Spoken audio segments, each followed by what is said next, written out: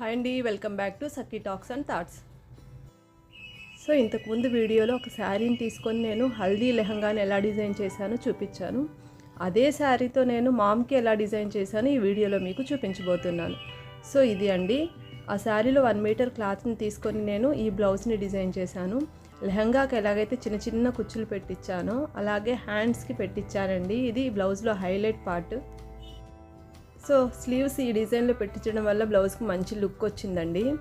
So నేను శారీని తీసుకునేటప్పుడు పళ్ళు కూడా సేమ్ డిజైన్ ఉండేటట్లు ప్లాన్ చేశాను, అందుకే నాకు బ్లౌజ్ కూడా వచ్చింది. అండ్ బ్యాక్ అండ్ ఫ్రంట్ రెండు కూడా వీనెక్ పెట్టించి బ్యాక్ ఓపెన్ పెట్టించానండి. సో దీనివల్ల ఇది బ్లౌజ్ చాలా బాగా వచ్చింది. ప్రిన్స్ కట్టే పెట్టించాను. లెహంగాకి సైడ్ టాజిల్స్ ఇచ్చాను కదండి, అదే టాజిల్స్ని బ్లౌజ్కి వెనకాల యూస్ చేశాను. సో దాంతోపాటు ఈ బెల్ట్ని స్టిచ్ చేయించానండి. సో పార్ట్ 1 వీడియోలో లెహంగా డీటెయిల్స్ అన్నీ క్లియర్గా ఎక్స్ప్లెయిన్ చేశాను, ఎవరైనా మిస్ అయ్యింటే చూడండి. ఇది హల్దీ కోసం తీసుకున్న శారీ అండి.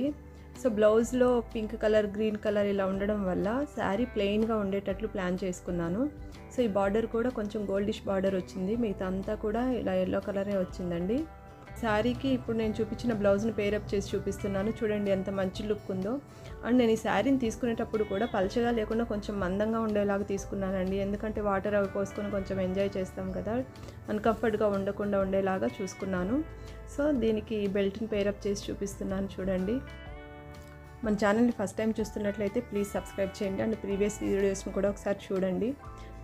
సో ఈ శారీ అండ్ బ్లౌజ్ ఫోటోని మీకు షేర్ చేస్తున్నాను. So mother and daughter twinning dresses ఎలా ఉన్నాయో నాకు కామెంట్ చేసి చెప్పండి. Thanks for watching.